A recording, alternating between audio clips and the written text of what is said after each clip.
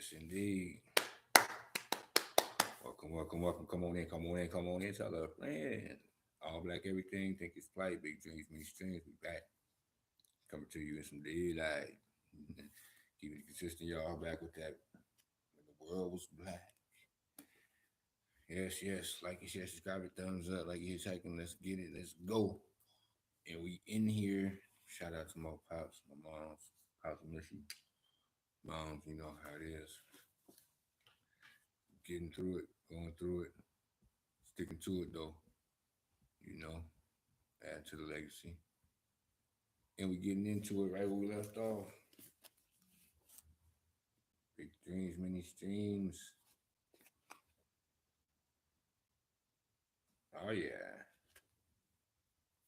Talking about the people of Africa. Just who are the people of Africa? We delve in it.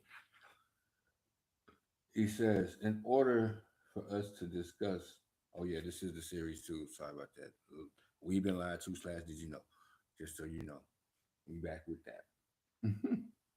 In order for us to discuss what was going on in Africa before the emergence of the Nile Valley civilization, we have to embrace a few new understandings. First, many of us believe that Africa is monolithic. That is, we think that there is one African culture or one African people.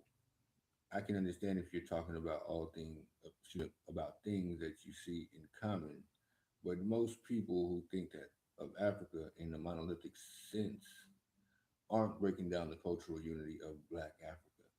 The Sheikh, the Shank at the Diop, excuse me, like Shank at Diop did it. No, I'm talking about one of the, excuse me, the ones who think Africa is a country and all Africans are starving on the days they're not hunting lions and tigers. I'm sure you know some people who think that way. The reality is that all African people do not look the same, think the same, or behave the same. Africa is the most linguistically, genetically, phenotypically diverse place on the planet. After all, it's where everyone with their diversity comes from. Everyone, all y'all, you from Africa. I'll keep a line before that. So, how could it not be? Africa is one of those Crayola crown boxes with 120 different colors and the built-in sharpener. Remember those? And everywhere else in the world is just an 8 pack or one of those 3 packs they give your kids at the restaurant.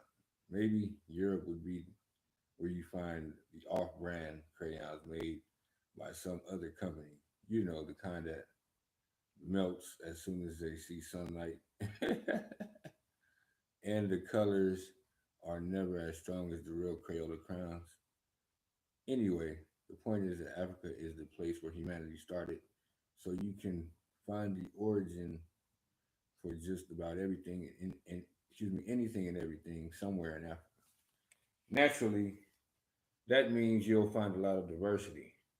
Over the course of several million years of history, you'll also find a lot of things, excuse me, a lot of these elements meeting, mixing, and interacting with each other to form new elements, almost like the diverse array of elements in the primordial soup that birthed life on the earth, or kind of like the that alchemy game you should download on your phone. Huh?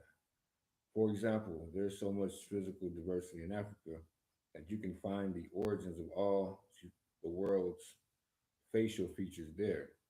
In fact, you can find all of our prototypical traits in East Africa alone, as one old text on African history notes. It says Negroes are the tallest people and the shortest ones as well. The pygmy of 4.5 feet has to tip his head very far back in, excuse me, to view a tall Watusi, towering perhaps 3 feet above him. Negroes may be stocky or stringy, sturdy or frail. They may be hawk nosed, flat nosed, thick lipped, or thin lipped.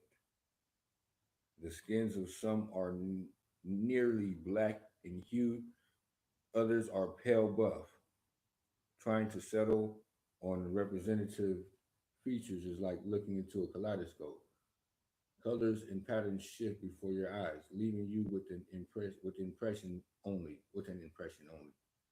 No wonder some anthropologists prefer to catalog Negroes in several races instead of just one.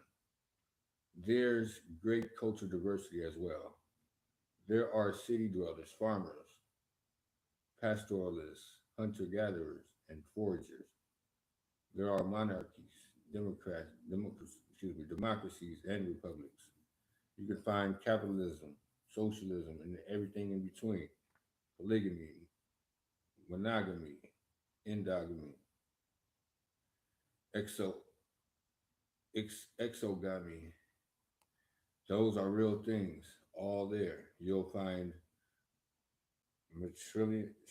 matrilineal descent, decent, and patrilineal descent, shamanism and totemism, sciences and warriors. It's all there, and that's where it all comes from. One of the clearest examples of Africa's cultural diversity can be seen in its many languages. Africa has almost 2,000 linguistic groups. That's a lot of different languages. But thanks to the groundbreaking work of linguists Joseph Greenberg and those who followed after him, we can categorize these languages into a few distinct families. This helps us track down the origins of these languages, which again brings us back to East Africa. I think we're gonna leave it right there. That's good knowledge. That's great knowledge right there in short span. So as you can see, the diversity begins here. You hear? And I keep a line slash Africa. Hey, when the world was black, we back with it, y'all. Keeping it consistent, y'all. Peace and love. Thank you for checking this out. Like and share, subscribe, thumbs up, like a hitchhiking. Let's go out of here one more time. Stay rocking with us. It's gonna get better.